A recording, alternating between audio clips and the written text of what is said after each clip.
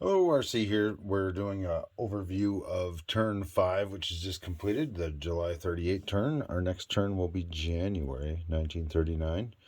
We'll see what happens there. Not too many things have changed. There was some movement in China, but I'm back to where I started the turn, if I recall correctly. The Germans are still at their 24. And I think this KMT have gone up a little bit, but I think they might even be the same because I took two and they got two back, so it's pretty even. All right, and let's jump over here and take a peek.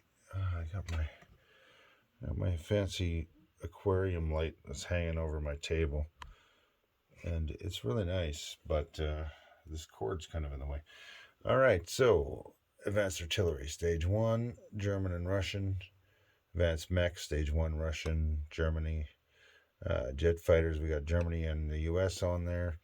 Heavy bombers, same thing, Germany, U.S. This is going to get a little different here. We've got Russia, Italy, and Japan on stage 1 of long-range aircraft, and we've got the British hiding underneath the Americans, along with the French of all nations. On stage 2, radar, Germany only. Wartime economy, Japan. And then stage 2 for wartime economy, we got France and Britain, Russia and Germany. Now, improved factories, we've got Britain, Russia, and Germany on stage 2. And then finally, improved constructions. All three of the Axis powers are stacked together here on stage 2, and the British and the Russians are on stage 1. All right, so that's about it. I'm just going to back you up a little bit. And we're going to change some things around here. Okay, let's zoom in a little bit. So, as you can see there, that is the build chart, and nothing's really changed. The Italians took their units off the board, or paid their units forward and got them off the board. There's nothing sitting around on stage 1. These ones in the back here are all waiting for a war to start so that they're allowed to be involved. And yeah, otherwise everything's sitting there the same as it was at the start of the game. Now I'm going to just jump you on down here to take a peek at the Allied build chart. So there was a change on here this turn. No more fortifications were built. I don't believe, unless Australia placed that one. I can't remember if it was last turn or this turn. The light cruiser that was in stage 2 has been moved forward. Otherwise, everything's still sitting the same here.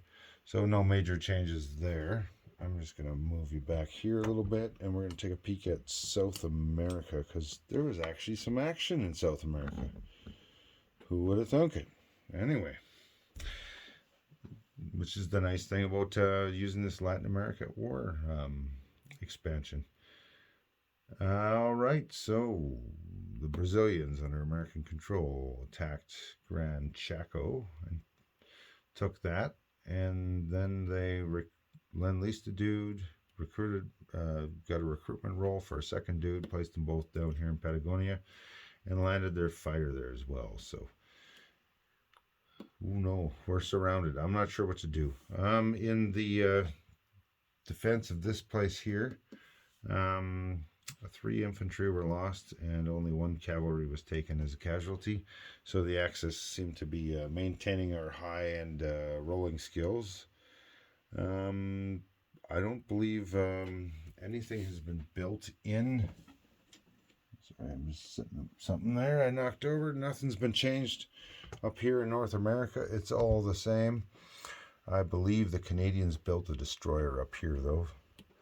So that's something. Not much else to say on this side of the map. So I'm going to work on the Americas from this side. So I'm going to work my way around the map here. All right, so a few changes here. Let's go with Germany first, since they go next. The Germans got a bit of a air force up here in Western and Berlin, but they moved a lot of units down here into Bavaria. I noticed that there's air transport and airborne. They got 5, 6, 7, 8 artillery, 5 infantry, a mountain infantry, 2 tanks. So that's on the border of Alsace-Lorraine there, so we'll see what happens. The French, in retaliation to that, they built 3 militia over here and 3 more in these 3 zones.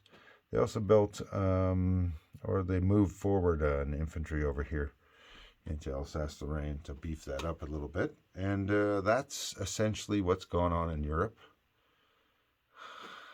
or Central Europe anyway. The British are building some land units now and moving stuff around. They've got ships on escort duty, which are these little yellow chips right here, all scattered around. Their fleets have been moving every turn. Just gonna wander around here and show you some British fleet and all these escorts and some German subs mixed in here. There's only 4 German subs in the oceans, but there's escorts everywhere, and with good reason. So that's the British fleet there. They've been building Marines down here, so I'm not sure where they're going. There's some options, and it never hurts to have Marines just in case. All right. Now over here,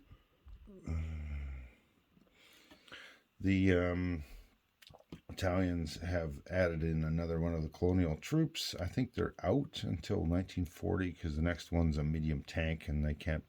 We're assuming you can't build that until you're able to build the unit. So they do have this handy transport down here. They moved down, not sure what's going on there. And they've flown their Air Force down here south into Tripolitania from their home country and built a couple of land units up in Italy. Free French hasn't done any changes to this since last turn, but they've definitely, every colonial and unit that was in any land zone that's not in France has been moved to here. So if the Vichy roll happens because of this Gormiers unit, all this is going to go Free French. That does not include the Navy. The Navy's all going to get rolled, so who knows how that works out. So we'll see what goes on here. I'm assuming that this is going to be the future capital of Free France then, since it's got all the units in it. It does have a port, that's handy, and it does have an air base, and it is a mountain zone, and a desert zone. So it's easier to defend and harder to attack. So we'll see what the plan is with that. All right. I'm not sure what else is going on. Russia hasn't made any major changes recently. I can't remember if it was last turn or the turn before they upgraded this factory. So in central Russia, not too much has happened. They did a couple of moves up to the border a turn or 2 ago, moved some units up forward. And since then, all these units have remained static for the most part. So I'm not sure what the plan is. And their lack of movement is doesn't really mean anything yet at this stage of the game. So I'm open to whatever may be coming out forward. Now let's take a peek at Turkey. I still don't have any of the units in here. I started placing them and I realized, you know what?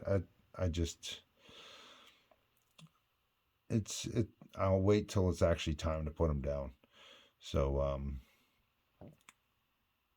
here we sit. Italy's got 3 successes at Turkey. Russia's got 1. The Allies have rolled no chances. They haven't even tried.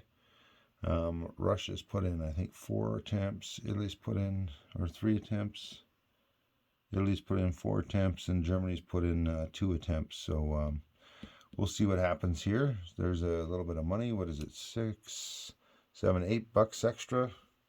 Sitting there waiting for somebody to spend in down there. Now, let's take a peek at the Indian Ocean. I'm just going to back you up a little bit. So there's a little bit of fleet over here, but it's all on this side. All the British fleet. The Australian transport has brought the Canadians down, and now it's scooping up FEC troops and leaving them in Malay there. They want to keep Singapore, I see. We'll see how that works out. Don't really have any designs on that this turn, so it shall be. Another colonial was built again this turn. I think the FEC's now maxed out on their colonials. and they lend-leased another infantry upgrade or supply token, whatever it is, to the KMT, those dirty guys. I don't really know what else there is to tell you that's changed down here. Australia is still fairly empty. They did build a couple of militia, I believe this one and that one, so they are, defending their territories a little bit, and they're making it so I have to fight. Now let's look at the big contender here. The only real large scale war that's going on the map, and it's not really all that large scale. So I'm going to just turn you a little bit more so you can see everything. All right, so there you go. This is it. I was totally surrounded and not in a good shape. So I took some units that I had here and some units I'd built there, amphibiously assaulted Nanking, took it, have 5 survivors. But in the process of doing that, I had to abandon Hunan, which is why there's another one of these yellow chipped elite infantry. So they're +1 attack and defense. And there's another one up here that moved out from Shangtung after they took it. So not quite sure what's going on. I'm in a better defensive position now. So that's kind of really what I needed to do to stay alive and keep anything of worth in China. Now, up here in the north, I abandoned Suyan. The CCP haven't gone since, so I'm fairly certain that they're going to walk in there with at least one dude and take it, because it's money, recruitment roll, all that stuff. I instead land attacked into Peking, and we successfully took that out. So that is that. I think I lost 2 elite Marines or SNLF and an infantry, and the KMT lost an infantry to militia and 2 infantry to the CCP in these 2 attacks here. So that's about it that's going on here in China, although the CCP did take the Tibet away. I mean, there was no units to fight, but they did claim Tibet from the KMT, which technically broke their truce. So, but I mean, they can still go, no guns at each other, but they've broken their truce now, which means they're no longer capable of having their own units together in the same zone to co-defend and move through each other's zones. They are now again separate entities, so we'll see what happens there. That doesn't mean they got to fight, but they just can't coexist in the same location anymore. All right, and I'm not sure if this came up last turn, but this fighter here in Kwangtung that the Soviets lend-leased and the fighter that the Americans lend-leased are still just hanging out. Didn't really need them for anything this last turn, but they're just hanging out in Kwangtung and Yunnan. And that, more or less, is the completion of the turn. So there you go. A few random things that... there was a random event in Latin America at war. I'm going to show you that here. I didn't buy the Latin America at war since it's Japan. I didn't really need it, and I wasn't really too sure of what I thought of it, but I'm more inclined to pick it up now. But Venezuela, the role was a Soviet coup, so Venezuela is now pro-Soviet. Now, I don't know if you guys happen to have these things going on or whatever, but I know some of these are pro-Axis, pro-Allies, and pro-Soviets, and it's all in the rule book. I don't believe too many have changed too much, except for maybe Colombia. Colombia went pro-Allied, and Venezuela went pro-Soviet. I think that's all that's going on. And this little red marker here is the spy. I don't have the kit, so I'm using that as a spy for Germany. And it's, he's been rolling that just like all our Axis rolls so far. We just can't seem to win a fight. So, yeah, hopefully we're saving it up for when it counts. But it'd be nice to, have a little win here and there. Easy win here and there. All right, so that is about it for the turn. So that is July 38 done, and I'll see you with Germany's next moves here. In the black there, that'll be Germany doing its next turn, and that'll be on General Hand Grenade's channel. So hopefully you guys all enjoy yourselves, and I'll see you later.